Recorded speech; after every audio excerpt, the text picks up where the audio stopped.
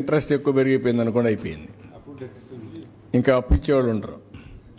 అంటే జిఎస్టిపి వల్ల మీకు సపోజ్ ఈసారి జిఎస్టిపి పెరిగింది 12%, 12.94.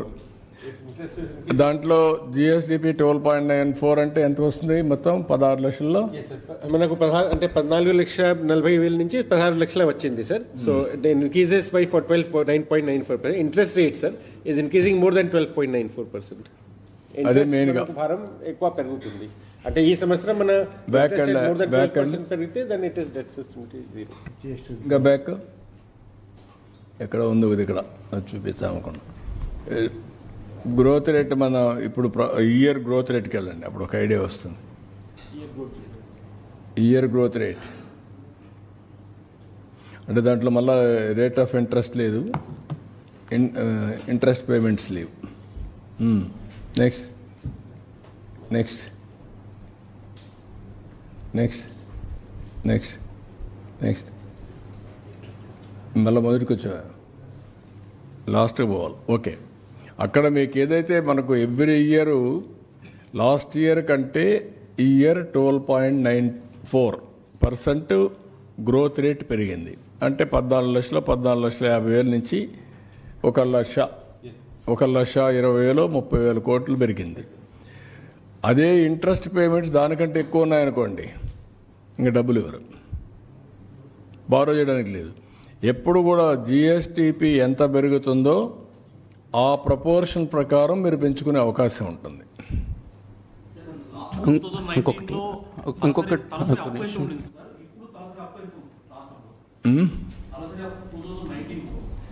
ఒక స్లైడ్ ఉంది, ఆ స్లైడ్ ఉంది.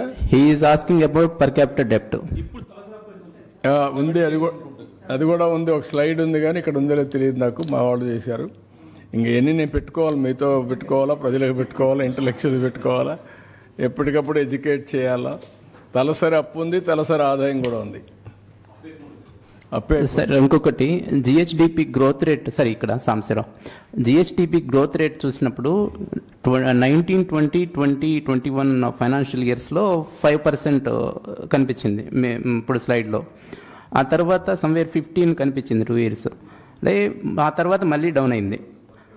అవుట్ ఆఫ్ 5 ఇయర్స్ 2 ఇయర్స్ నుంచి చాలా వరకు కోవిడ్ ప్రాబ్లమ్స్ అనేది క్లెయిమ్ చేసింది, అన్ని గవర్నమెంట్లు క్లెయిమ్ చేసినప్పుడు.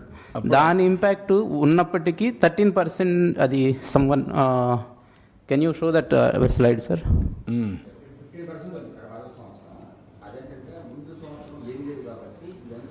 అదే లో బేస్లో ఉన్నప్పుడు ఏమీ లేనప్పుడు నెక్స్ట్ ఇయర్కి ఆ బేస్ నుంచి పెరుగుతుంది ఆటోమేటిక్. అంటే యావరేజ్లో కొంచెం తగ్గినప్పటికీ గ్రోత్ రేట్ కనిపిస్తుంది.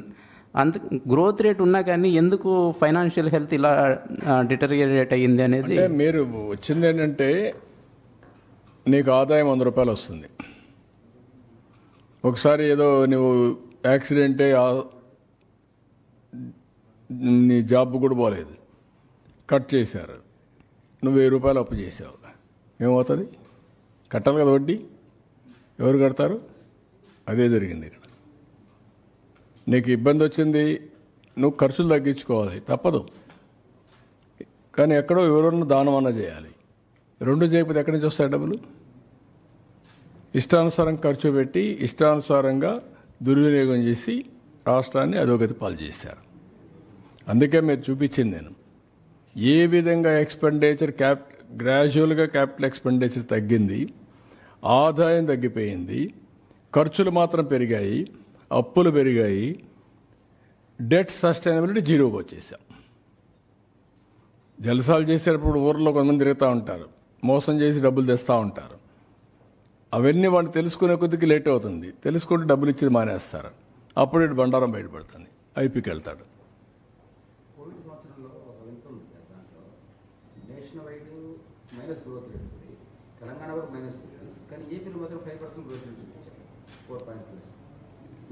అంటే నేను అక్కడ చూపించిన దాంట్లో ఇక్కడ ఇది పర్ క్యాపిటల్ ఇన్కమ్ చూడండి. అక్కడ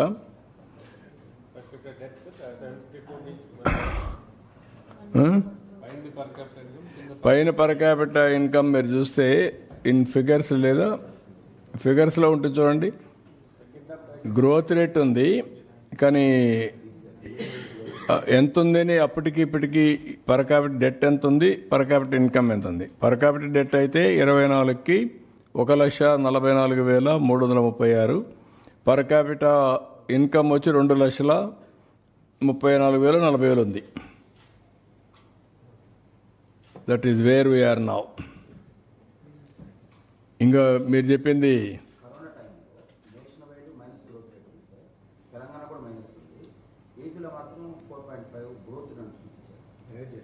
అది నేను చెప్పేది మేనేజ్ చేశాను, కిందికి వేసాను, పైన కిందనే వేసాడు. 18-19లో ఉండేది కిందికి దించాడు. అందుకే నేను ఆ స్లైడ్ చూపించాను. గ్రోత్ రేట్ చూపించండి ఒకసారి. నేను చూపించిన దాంట్లో గ్రోత్ రేట్ ఉంది ఇయర్ వైజ్. తెలంగాణ, ఆంధ్ర కూడా ఉంది. వెళ్ళు ఇంకా నెక్స్ట్. ఒక్క నిమిషం. 13.07, 15.10, 13.47, 14.86. ఇక్కడికి వచ్చేది 18-19 వచ్చేకొందికి 11.14. ఇక్కడ 20-21 5.7, 19-20 5.97. ఆ 2 సంవత్సరాలు మ్యానిపులేట్ చేశారు పైది. ఎస్, అందరిది అక్కడ చేశారు. అక్కడ కూడా -1.020. ఇక్కడ నుంచి మెయిన్స్ పెట్టి కింద నుంచి ఆ ఫిగర్స్ మీరు మాకు పంపండి అని చెప్పి తెప్పించారు. ఇక్కడ నుంచి కొంతవరకు వాళ్ళు కూడా వెరిఫై చేస్తారు, కానీ కరోనా సమయంలో వెరిఫై చేయలేదు. సార్, ఓవరాల్గా నీతి ఆయోగ్ రిపోర్ట్ కావచ్చు, ఇప్పుడు మీరు చెప్పిన మొత్తం చూస్తే వైజాగ్ స్టీల్ ప్లాంట్కి మనం ఏ విధంగా రివైవ్ ప్యాకేజ్ అడిగామో, ఆంధ్రప్రదేశ్ ఆర్థిక పరిస్థితిని గురించి కూడా రివైవ్ ప్యాకేజ్ అనుకోరే అవకాశం ఉందా సార్? నిన్ను పంపించాలి ఇప్పుడు నెగోషియేటర్. అలయన్స్ ధర్మంలో ఏమన్నా వస్తాయేమో చూడండి. నిన్ను పంపించాలన్న నెగోషియేటర్గా నువ్వైతే సరిపోతావు. కాదు, ఏదైనా మనం 18 రాష్ట్రాల్లో మనం ఒక రాష్ట్రం, 29 రాష్ట్రాల్లో మనం ఒక రాష్ట్రం గుర్తుపెట్టుకోవాలి.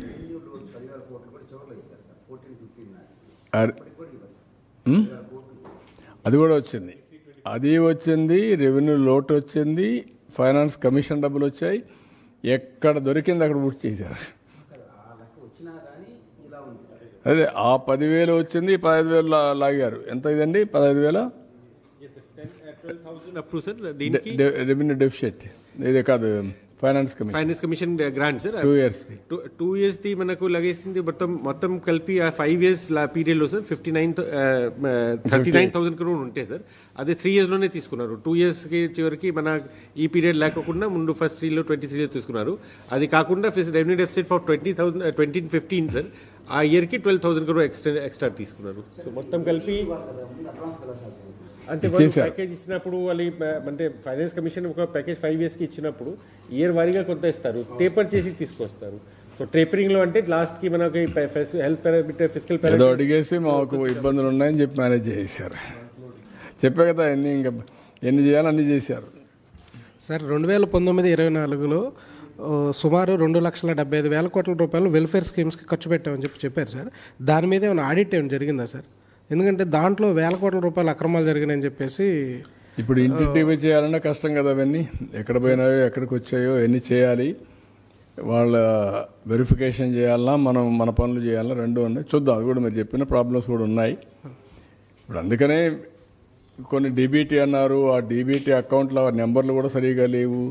ఇప్పుడు ఎదిగితే ఎన్పిసిఐ అకౌంట్లు కూడా లేవు మా దగ్గర. మనం చూసాం 10% ఇక్కడ రాకపోతే ఫ్లడ్స్లో పంపిస్తే నాకు 3-4 times పట్టింది. ఇప్పుడు ఎన్పిసిఐ అకౌంట్స్ అన్నీ అప్డేట్ చేస్తున్నాం.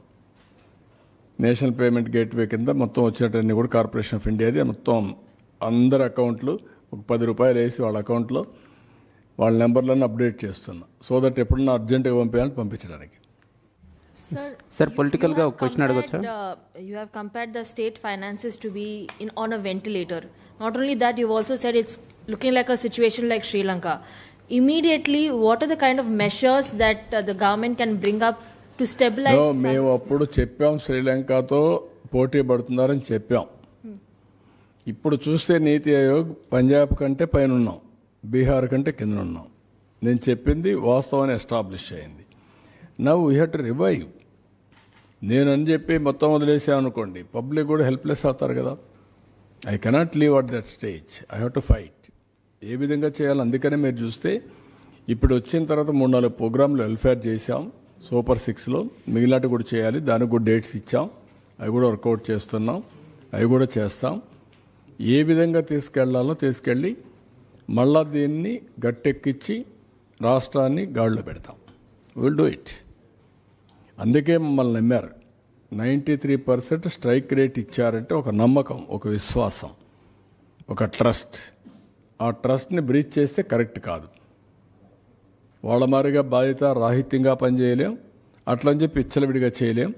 నేను అందుకనే ప్రజల్ని కాన్ఫిడెన్స్ తీసుకుంటున్నాను. I want to place everything before public. Time to time ఇస్తాను, నేను అన్నీ చేస్తాను. చేసిన తర్వాత ఏది కూడా సంపద సృష్టించినా, ఆదాయాన్ని పెంచినా, ఆదాయం ఎవరికి చెందుతుంది? It is a public. What all I create wealth, it is a public property. అందుకని ఇవన్నీ చేసి వాళ్ళకు కూడా గవర్నమెంట్లో డబ్బులు సంపద సృష్టించడమే కాదు, రైట్ టైంలో వాళ్ళకు కూడా వెసులుబాటు రావాలి. లేదు నేను సంపద సృష్టిస్తున్నాను తర్వాత ఇస్తాను, మీరు మాత్రం సఫర్ కండి అంటే సఫర్ అవ్వడానికి సిద్ధంగా లేరు. ఒక మిస్ గవర్నెన్స్, ఒక కరప్ట్ గవర్నెన్స్ చేసినప్పుడు దాన్ని కరెక్ట్ చేసి మళ్ళీ నేను ఏ విధంగా ట్రాక్లో పెట్టడమే కాకుండా వాళ్ళ ఇబ్బందులు కూడా అధిగమించే విధంగా I have to plan it. నేను మొత్తం క్యాపిటల్ ఎక్స్పెండిచర్గా పెడతా, అప్పటి వరకు మీరు వెయిట్ చేయండి, నేనేం మీకు ఇవ్వనంటే that is not fair. That nobody will. వాళ్ళు కూడా సఫర్ అయ్యేదానికి కరెక్ట్ కాదు. మాకు ఓట్లేసింది సఫర్ కావడానికి కాదు, మాకు ఓట్లేసింది రివైవ్ చేస్తామన్న నమ్మకం కోసం. అదే మరి ఆదుకుంటామని, ఆదుకునే బాధ్యత మా పైన ఉంది. డెఫినెట్గా ఎవ్రీ మినిట్ ఐఎమ్ థింకింగ్. అయితే వాస్తవాలు కూడా ప్రజలకు చెప్పకపోతే ఇంకా నేను రాలేదే, లేకపోతే చేసేయలేకపోతున్నాడు, డబ్బులున్నాయి ఎందుకు చేయలేదు, నేను చేస్తా అన్నాడు కదా, నమ్ముకున్నాం కదా అనే ఫీలింగ్కి వస్తున్నారు. అది కూడా చెప్పాలి. ఇప్పుడు గవర్నమెంట్ ఆఫ్ ఇండియా ఇచ్చారు ఒక 15,000 కోట్లు, వరల్డ్ బ్యాంక్ నుంచి అమరావతికి ఇచ్చారు.